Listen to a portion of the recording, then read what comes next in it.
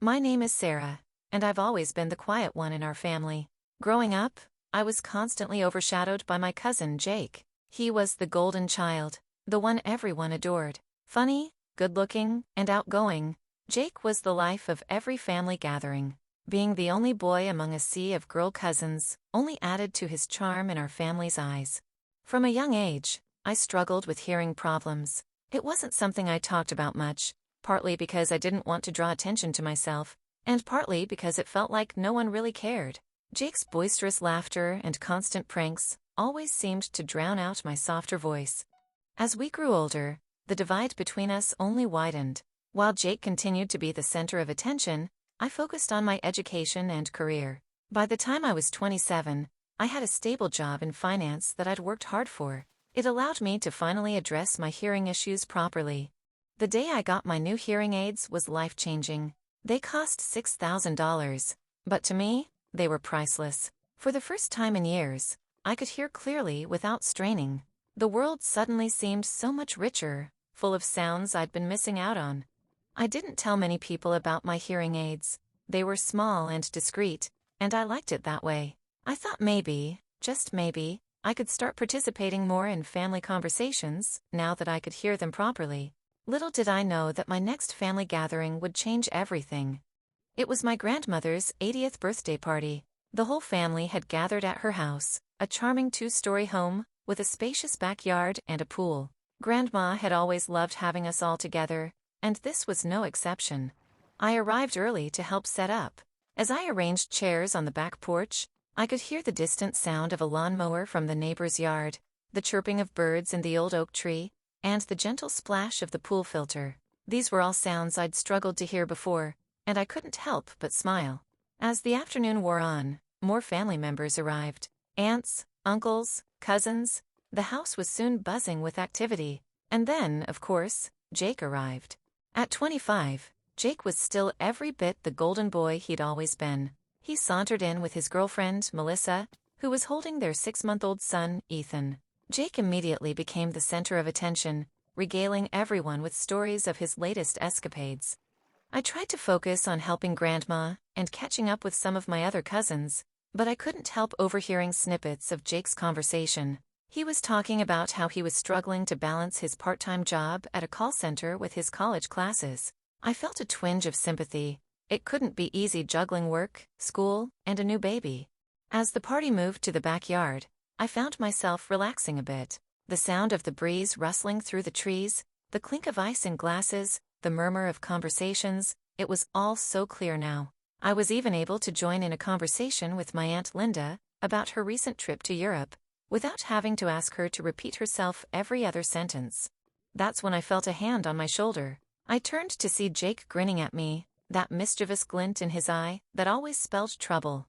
"Hey cuz," he said, his words slightly slurred. I could smell the beer on his breath. "You're looking way too dry. How about a swim?" I immediately tensed up. "No, Jake," I said firmly. "I don't want to swim. I'm fine as I am." But Jake wasn't listening. He started to grab me, trying to lift me up. I struggled against him, my heart racing.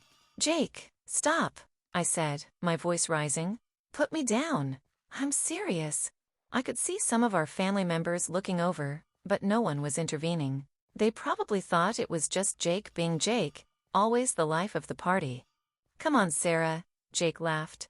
"Live a little." Before I could protest further, I felt myself being lifted off the ground. In a panic, I reached for my ears, trying to protect my hearing aids, but it was too late. Jake had already started moving towards the pool. "Jake, no! Stop!" I shouted, my tone deadly serious now. But it was useless. With a great heave, Jake tossed me into the pool. I hit the water with a splash, immediately feeling the shock of the cold water. As I surfaced, sputtering and gasping, I could hear laughter from the party guests, but all I could focus on was the absence of sound in my ears. I swam to the edge of the pool, pulling myself out as quickly as I could. Water streamed from my hair. My clothes clung to me uncomfortably, but all I cared about were my hearing aids. Jake was standing there, still laughing. "See? A little water never hurt anyone." I reached up to my ears, my hands shaking. The hearing aids were soaked. I pulled them out, staring at them in dismay. They weren't working. $6,000. Gone in an instant. You idiot, I shouted at Jake, my voice sounding muffled to my own ears. Do you have any idea what you've done? Jake's laughter faded as he saw the small devices in my hand. What are those? He asked, his brow furrowing. They're hearing aids, I said, my voice trembling with anger and unshed tears. They cost $6,000, and you just ruined them. The backyard had gone quiet. I could feel everyone's eyes on us, but I didn't care. Years of frustration with Jake, of feeling overlooked and dismissed, came bubbling to the surface. Oh, Jake said, his face falling. I didn't know you had hearing aids now.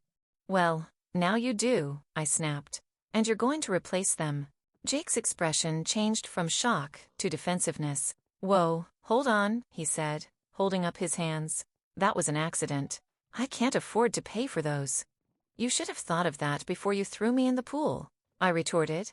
Our family members started to gather around us, murmuring amongst themselves. Aunt Linda stepped forward, always the peacemaker. Now, she said soothingly. I'm sure we can work this out. Sarah, honey, you know Jake didn't mean any harm. And Jake, you really should be more careful. I turned to her, incredulous. Are you serious? He ruined my hearing aids. Do you have any idea how much these cost? Of course, dear, Aunt Linda said, patting my arm. But you know Jake's situation. He's in college, working part-time, with a new baby. He can't possibly afford to replace them. I looked around at my family members' faces.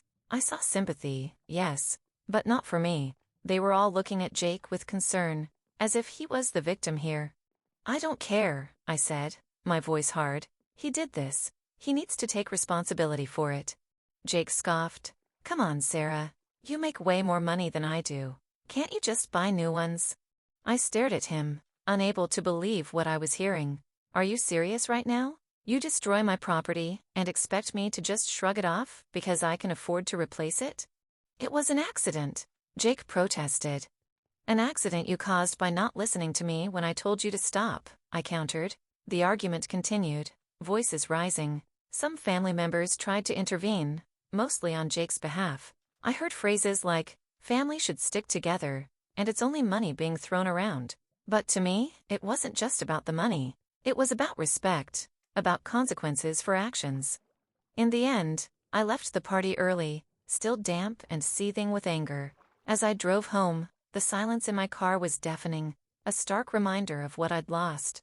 Over the next few days, I tried to get Jake to agree to pay for the hearing aids. I even offered to let him pay in installments. But he refused, insisting it was an accident, and that I should just cover it myself, since I could afford it.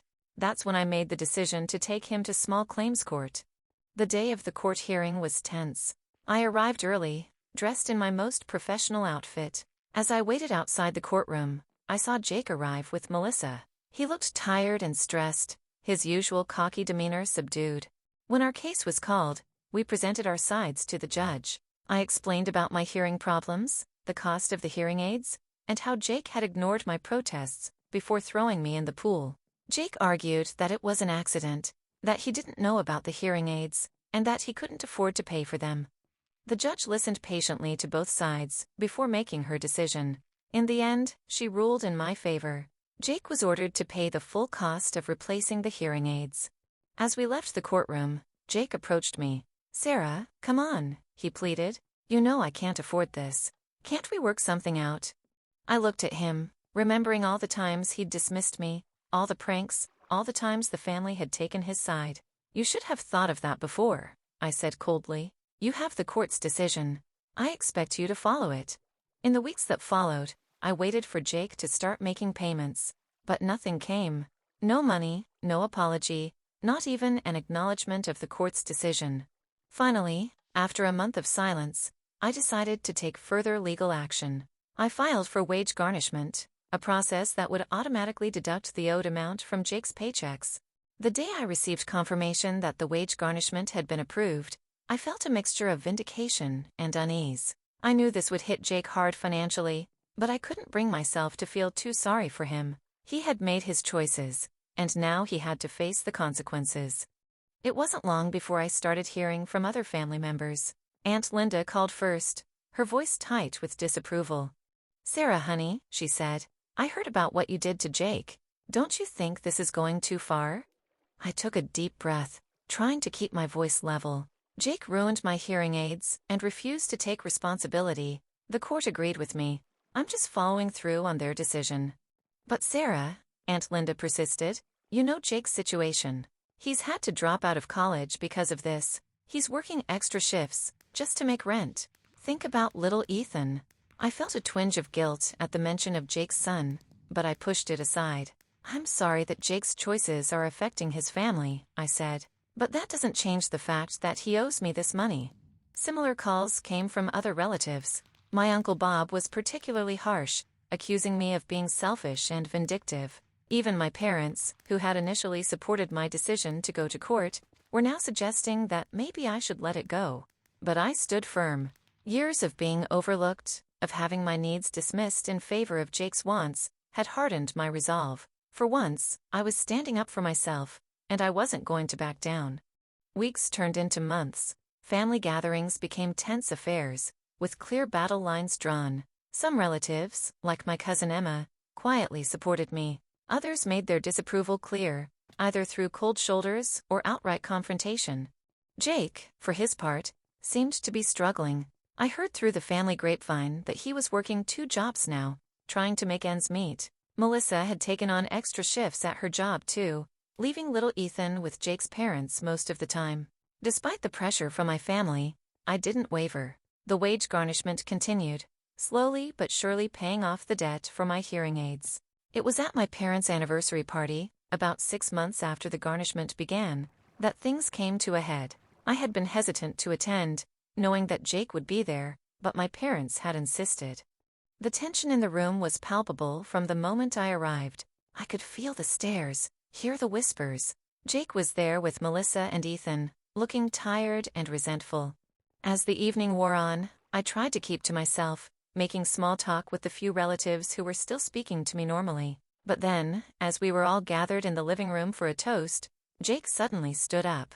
"I can't do this anymore," he said, his voice loud in the sudden silence. "Sarah, you've made your point. You've won. Are you happy now?" All eyes turned to me. I felt my face flush, but I met Jake's gaze steadily. "This isn't about winning, Jake," I said. "It's about taking responsibility for your actions." Jake laughed bitterly. "Responsibility? You want to talk about responsibility? I'm working 2 jobs. I had to drop out of school. I barely see my son. All because of a stupid prank." "A prank that cost me $6,000, I retorted. "A prank that you never sincerely apologized for, never tried to make right until the court forced you to." The room erupted into argument. Family members took sides, voices raised. I heard accusations of selfishness, of cruelty. I heard defenses of family loyalty, of the importance of forgiveness. In the midst of the chaos, I noticed little Ethan starting to cry, overwhelmed by the noise and tension. Without thinking, I went to him, picking him up and moving to a quieter corner of the room. As I held Ethan, trying to soothe him, I felt a presence beside me. It was Melissa, Jake's girlfriend. She looked exhausted, with dark circles under her eyes. "I'm sorry," she said softly, "for all of this." I looked at her, surprised. It was the first genuine apology I'd heard from anyone in Jake's corner.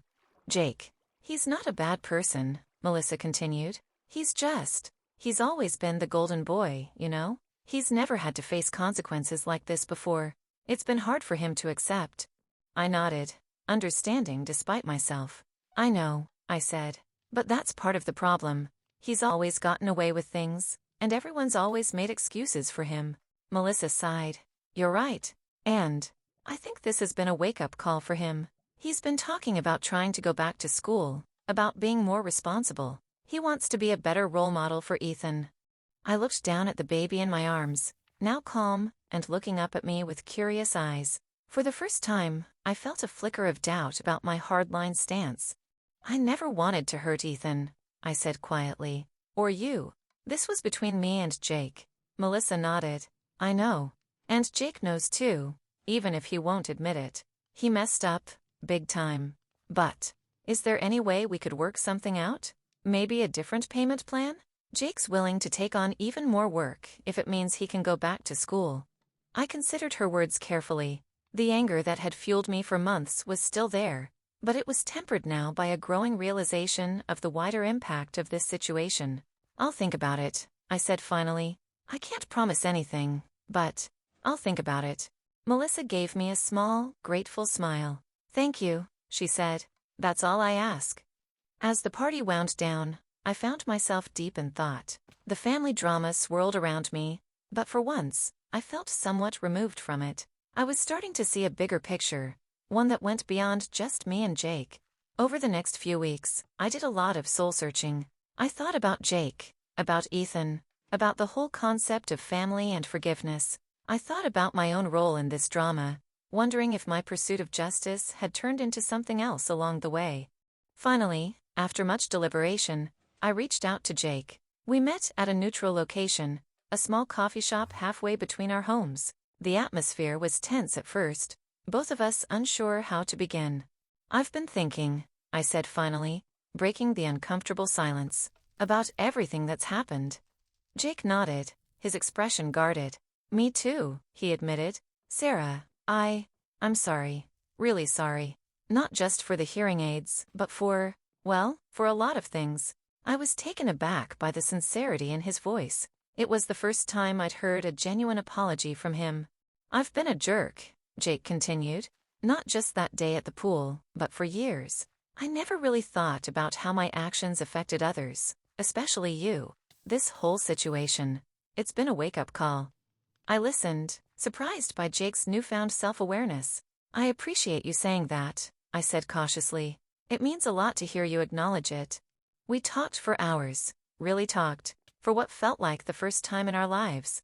Jake opened up about the pressure he felt to always be the fun, carefree one in the family. I shared how overlooked and dismissed I'd often felt. It was a raw, honest conversation that we should have had years ago. By the end of our meeting, we'd come to an agreement. I would reduce the wage garnishment to a more manageable amount, allowing Jake to return to school part-time.